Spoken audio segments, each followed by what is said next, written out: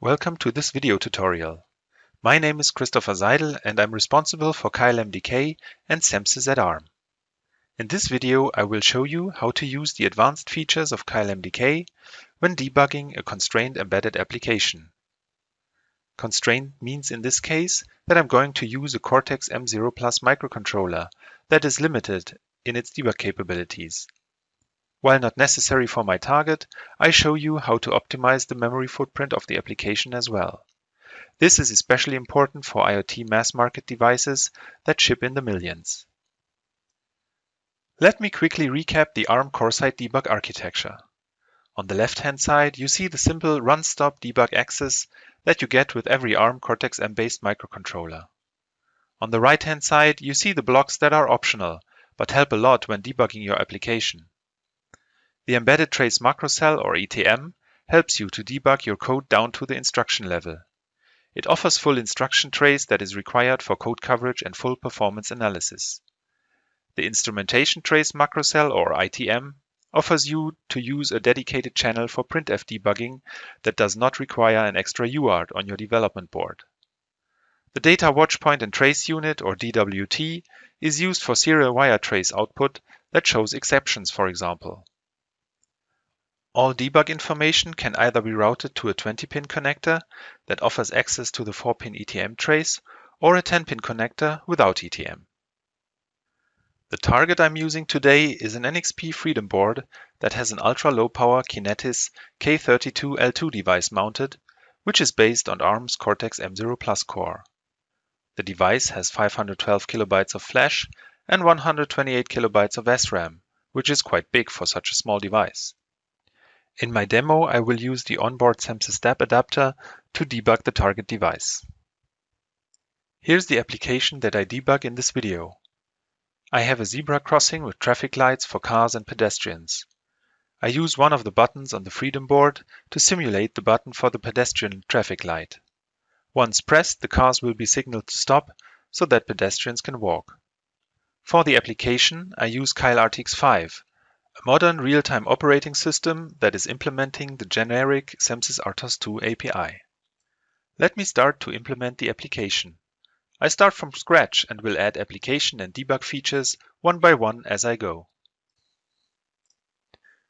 I have Microvision open here and I start with creating a new project.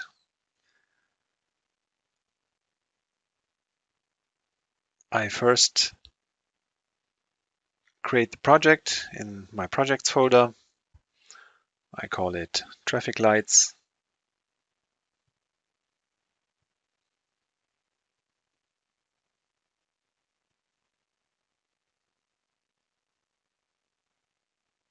I select the K32L2A4 device in the VLL1A package, which is on the development board. Click OK. And then I select some software components. I use the project template for the Freedom development board. So this brings me all the configuration for the device on the board. And I use Keil RTX 5 in the source variant because I need that later for RTX OS awareness. I say OK. And now I add a user code template from Keil RTX. I select user code template and the SEMsys RTOS2 main function. I click on add. And here it is. It's very simple. It includes the RT components file, which gives me the header file. I have some other settings that I need to do. I have a couple of defines to set. I basically took them from some example project from NXP. I put the warnings to AC5-like warnings and some other miscontrols. On the linker tab, I unselect use memory from target dialog and I look in the RTE folder for a scatter file that is shipped with the device family pack from NXP. I use the RAM scatter file because I will go a couple of times into the debug session, and I don't want to flash download all the time, so I'm using the RAM scatter file. Click OK. And in SimSys, I configure the RTX itself because the 32 kilobyte is quite big for the global dynamic memory size. I specify 16 kilobytes. And this is just a placeholder for the beginning. We will, in the end, drill that down and make it smaller. I build the project and we see two warnings here. These are basically due to some regions that are in the scatter file, and we will handle these warnings later. In debug, I disable the update target before debugging because I don't want to flash, so I don't want to update the target. On the debug tab, I select the SimSys DEP debugger, which is on board as I have explained. I put the correct trace or core clock frequency, 96 MHz, and I disable load application at startup.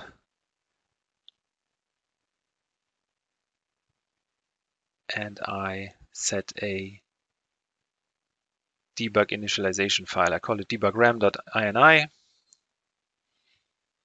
I want to create it because it's not there. I click on the edit button. It opens and it is empty.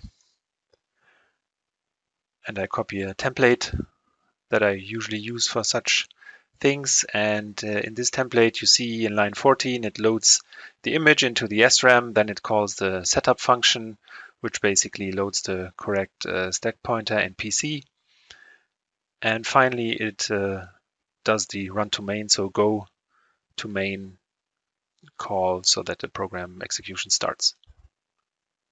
Now I enter debug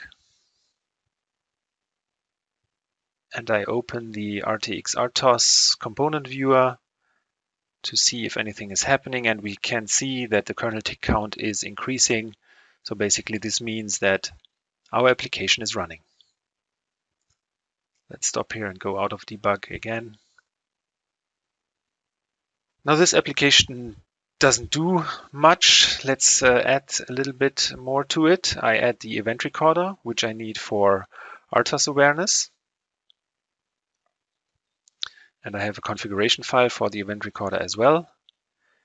I will increase the number of records. Let's start with 512, which is quite a high number, but just to be sure, we have to change the timestamp source to the RTOS system timer and the timestamp clock frequency also to the 96 megahertz.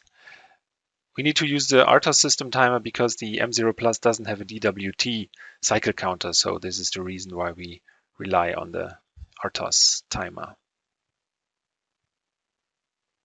In the RTX configuration, I need to check the global initialization checkbox, and this basically then makes sure that event recorder is correctly set up and called.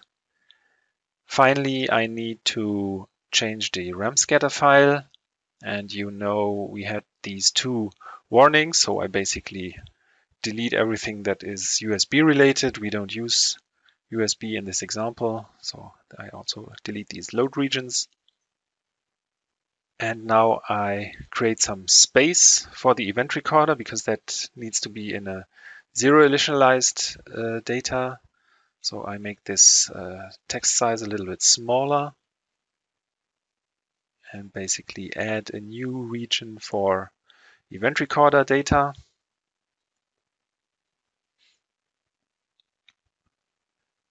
And also create this read-write data for event recorder with uninitialized data. And then let's add a bit of code in main. So here is a couple of header files that we need from the NXP SDK, some definitions for the GPIO ports, the delay function, and then we have the board software interrupt handler. And basically currently it only sets a variable so that we know the button has been pressed. This G_button press equals true.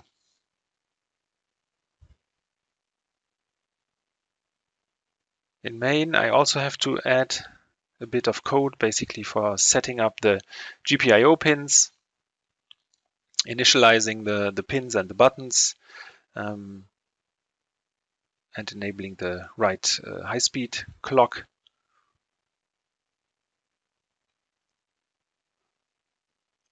I built the project and go to debug. Now, one nice feature of Microvision Debugger is that it can show variables at runtime in the watch window. So I add this G button press. I run the program and I press the button. And then we see the value changes from 0 to 1. As we don't reset the value right now, I can only see the 1 to 0 transition. So let's add some more code to this. Now I want to find out how long does this interrupt handler take. And for that I use the event start and stop functions that are part of Event Recorder that give me nice statistics about the runtime. And I open the event statistics window. I start running, and when I now press the button, you can see the count increases for the 5 times that I have pressed the button, and you see the average min-max time, and this is quite long for a simple interrupt handler, so that I would suggest a couple of microseconds, but not a millisecond. So let's go back to the code. And well, this was copied, and it seems this delay function doesn't do any good. Maybe it was there to do some debounce or whatever, but that is part of the NXP SDK, so we don't have to take care about. Going back to debug, run the code, press the button, and we see, okay, now it's always 5.25 microseconds for every button press, which is quite fast for this interrupt. Perfect. So with this, we have already done some kind of debugging. We have checked if the timing is as we expect, and all that we were using was Event Recorder. Now let's do some additional, for example, printf debugging. Printf is a good old friend of every embedded developer. In this case, we are using, again, the Event Recorder to redirect the output from printf, calling standard.io.header file, adding an event flag that we want to use to flag that the button has been pressed. So in this interrupt handler, we actually add this OS event flag set. And then we add actually the code for the traffic lights.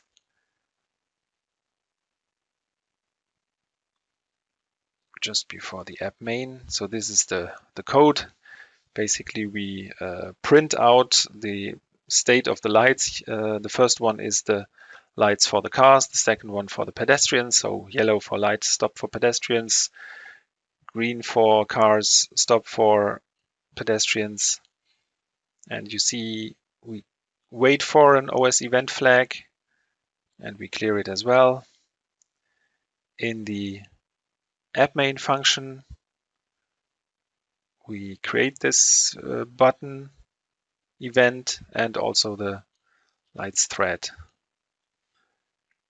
And for the event flags, I want to see a little bit more information coming in from Event Recorder. So I go to not the global event filter setup, the RTOS event filter setup, event flags, and I enable all API operation and detailed operation events. I rebuild the code.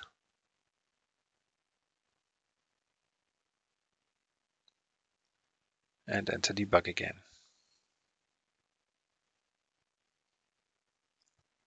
Let me make some more space for all the windows that we need now. I add the Event Recorder window and the debug printf viewer window for the printf debugging messages. And you see we start here, yellow stop, green stop. Then I press the button, and basically the signs change as expected. And we see also the event flags that are coming in the event recorder. We see switching threads. We see that in event statistics, the threads are automatically recorded. So we see the execution time of the lights thread, for example. For that, you don't have to do anything special. So next thing we want to do is we can, instead of the good old printf, we can also use event record functions to give us some feedback while the application is running. So we have this event record 2 function here, which basically means that it has 2 additional variables. The first parameter is the event record ID, and then we have the 2 variables. I have entered here just some numbers.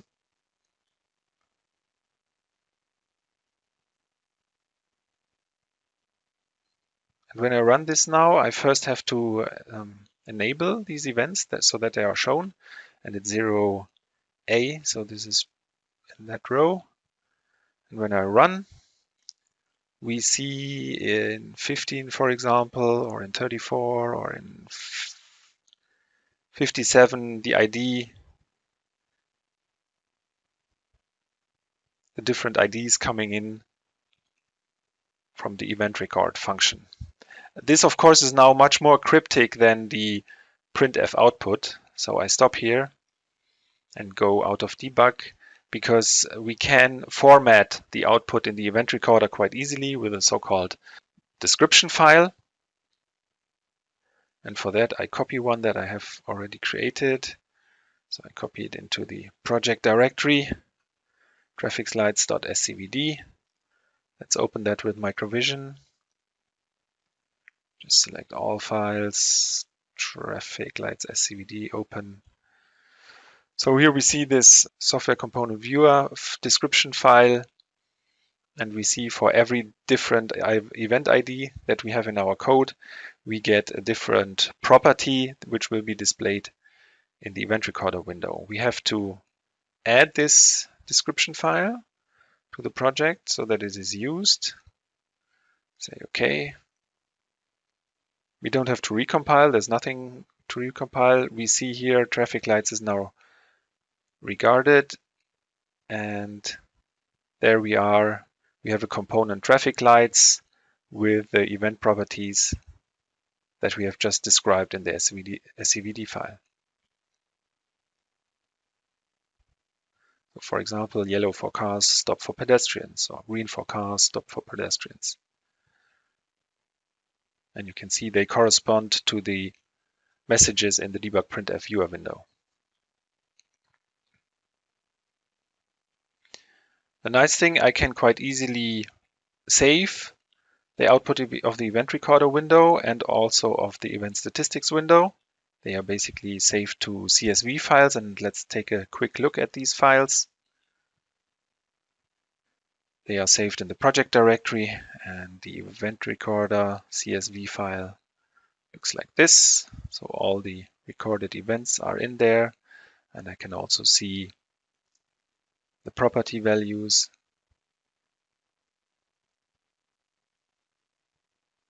So this is very handy when you want to check your results in, for example, nightly build tests, and also the statistics here now only for the event record or event statistics slots. One final thing that I would like to show you is System Analyzer.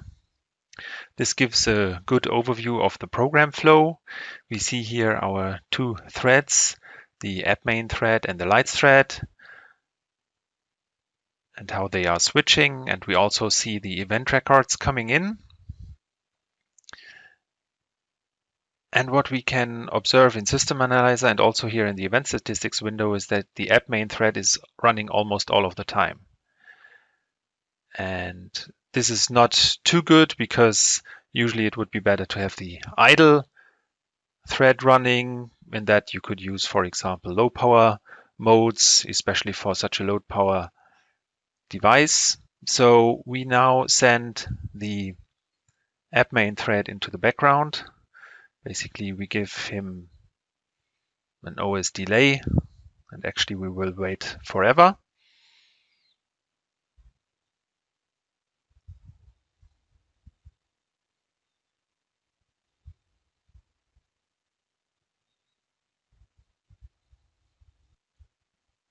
I run the program again, and now we see instead of app main, it's the OS RTX idle thread that is running almost all the time, and with some interruptions by the lights thread.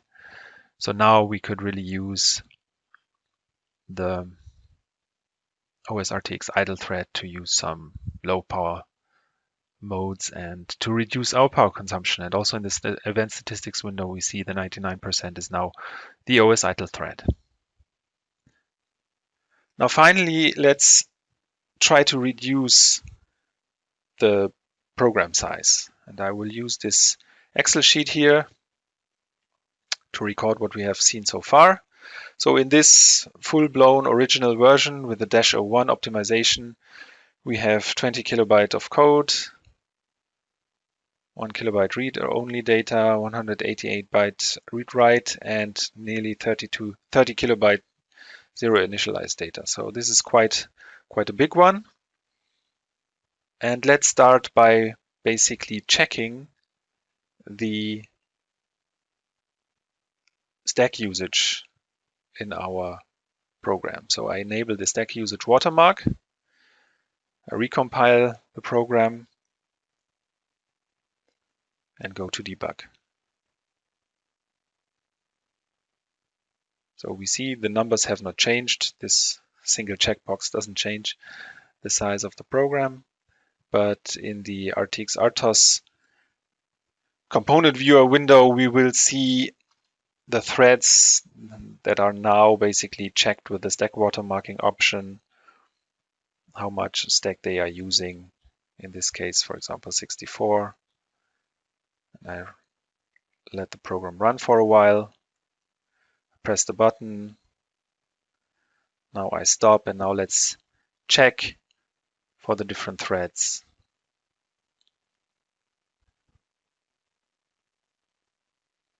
So the idle thread is 64, RTX timer 96, app main 104, and the lights thread 360 bytes. So this is the largest one, 360. We keep that in mind. And I think all of them together is definitely less than 1 kilobyte. So I reduce this here to 1024. And the default thread stack size, so the biggest one was 360. I say 384. Idle thread was 64. So let's put 96 in here. And the timer was 104, I think, and we take 128. Let's rebuild. And we see especially the reduced stack sizes is the code is the same. Read-only data is the same. Read-write data is the same, but the zero initialized data has been reduced quite dramatically.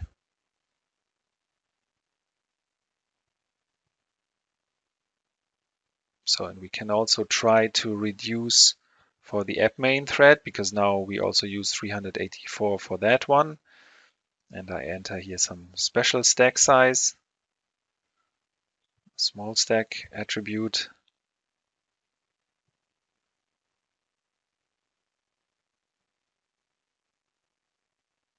But actually, if we now compare, it's even worse in the read-only data, because now we have this constant added, which basically increases the read-only data. So this doesn't make really sense to add this specific stack size just for the app main it even increases slightly the code size.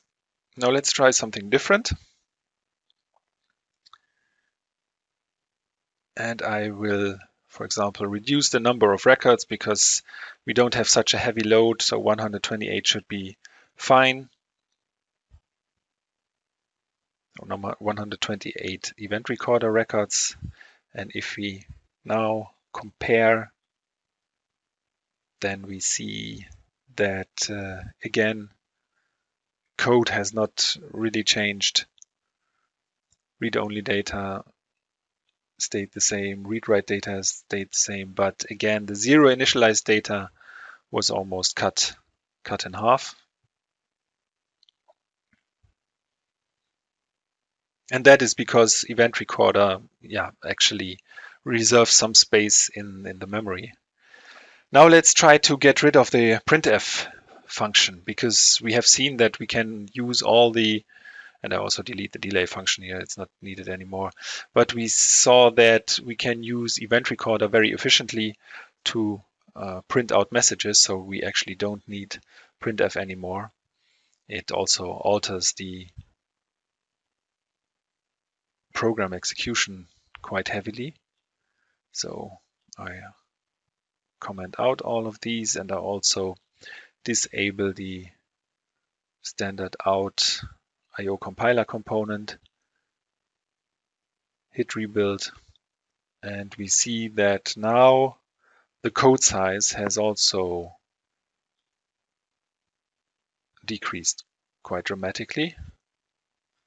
So it's only 16 kilobytes instead of 20. Read-only data have been reduced, read-write data have been reduced, and also the zero initialized data. So this is quite a very nice result.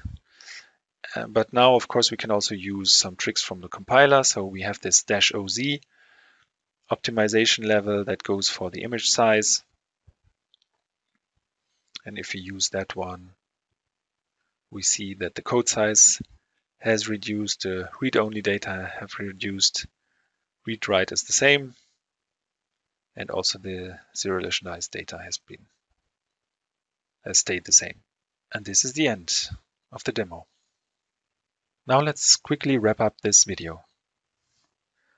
Apart from the debug features that I have shown today, MDK has lots of other debugger benefits that include, for example, awareness of the Cortex-M core and the device peripherals, multi-core and multi-project support. We support serial wire trace as well as code coverage and performance analysis based on instruction trace. Exporting reports and controlling the debug session via scripts in batch mode supports continuous integration workflows. As we have seen, Event Recorder is a versatile debug feature that helps to debug constrained devices that do not offer lots of debug capabilities. For developers who care about their battery lifetime, we offer ULink Plus, our power-aware debug probe that helps to reduce the overall power consumption of your system. If you want to learn more, read our white paper about software analysis with Event Recorder, visit our web pages dedicated to debugging, and skim through our application notes that show real-life failures and how they can be debugged with Keil MDK. Thanks for watching this video.